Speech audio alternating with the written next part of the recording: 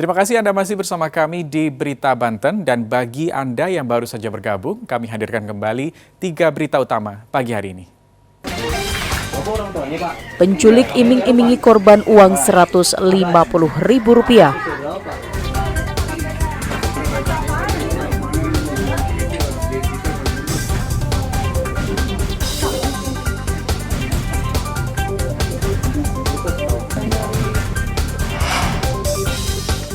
Warga tolak rencana pembatasan pembelian gas LPG 3 kg.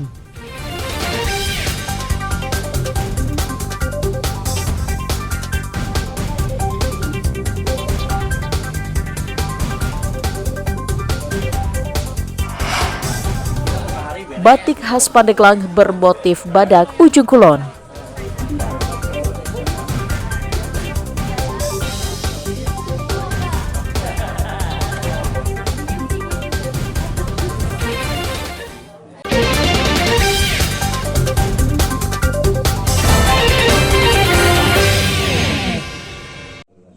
Guna melancarkan tahapan pemilu serentak tahun 2024, anggota Komisi 2 Dewan Perwakilan Rakyat Republik Indonesia melakukan kunjungan kerja ke Komisi Pemilihan Umum. Kunjungan ini dilakukan untuk memastikan semua tahapan pemilu serentak tahun 2024 di Kota Cilegon bisa berjalan dengan baik dan tidak ada gangguan yang disebabkan oleh faktor internal maupun eksternal. Kota Cilegon menjadi salah satu yang mendapat perhatian lantaran merupakan salah satu daerah di Provinsi Banten yang tingkat kerawanannya tinggi seperti bencana alam, ketidakhadiran masyarakat saat pemilu serentak, dan lainnya.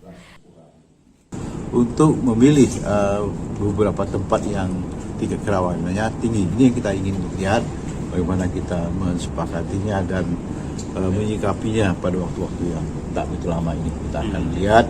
Tadi sudah dapat gambaran, kami tidak sampai situ aja. Kita akan minta data sesungguhnya bagaimana tingkat kerawanan ini. Menurut Ketua KPU Cilegon, masyarakat sangat berharap agar pelaksanaan pemilu mendatang bisa berjalan dengan lancar dan berkualitas, sehingga pihak KPU menginginkan tidak ada kendala saat pelaksanaan nantinya. Jadi materi-materi yang memang tadi ditanyakan, yang pertama terkait misalkan kesiapan KPU Kota dalam pelaksanaan tahapan, kemudian juga terkait juga beberapa hambatan-hambatan ya dari beberapa tahapan-tahapan yang ada tadi juga ditanyakan. Kami sampaikan jawaban bahwa ya semua proses saat ini sedang dalam pelaksanaan dan sejauh ini memang belum ada kendala dan mudah-mudahan tidak ada kendala. Saat ini KPU Kota Cilegon sedang melaksanakan proses pemetaan TPS dan pembentukan badan ADHOC di tingkat kelurahan. Serta dalam uji publik terakhir, pihak KPU Cilegon menekankan tidak ada penambahan alokasi kursi. Ariel Meranus dari Ko Alfredo melaporkan dari Kota Cilegon. Jelang perayaan Tahun Baru Imlek 2574 yang jatuh pada tanggal 22 Januari 2023 mendatang, Vihara Ananda Avalokitesvara yang berada di Kecamatan Rangkas Bitung, Kabupaten Lebak, terus melakukan berbagai persiapan. Sejumlah pengurus vihara mulai membersihkan lokasi vihara dan memasang ratusan lampion di lingkungan vihara. Sejumlah lampion yang sudah lusuh juga diganti dengan lampion baru. Menurut salah satu pengurus vihara, persiapan sudah dilakukan sejak 1 pekan terakhir. Selain lampion, pengelola vihara juga akan memasang lilin. Sementara untuk pembersihan altar dan pencucian patung Buddha telah dilakukan pihak vihara secara bergotong royong. Sekarang kita persiapan, tinggal menunggu persiapan untuk dipasang lilin buat malam Imlek aja. Oh gitu. Iya. Tapi kalau tadi apa itu yang tadi kita lampion yang lama diturunin, ganti yang baru. Ada berapa tuh lampion diganti? Lampion mungkin ada sekitaran 500 kurang lebih ya. Oke.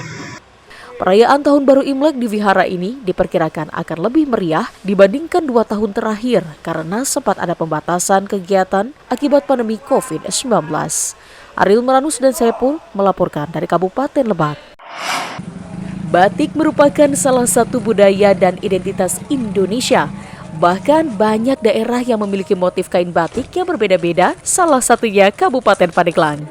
Di wilayah Banten Selatan, tepatnya di Kampung Cikadu, Desa Tanjung Jaya, Kecamatan Panimbang, Kabupaten Pandeglang, terdapat sebuah sanggar batik khas Pandeglang bernama Batik Cikadu Tanjung Lesung.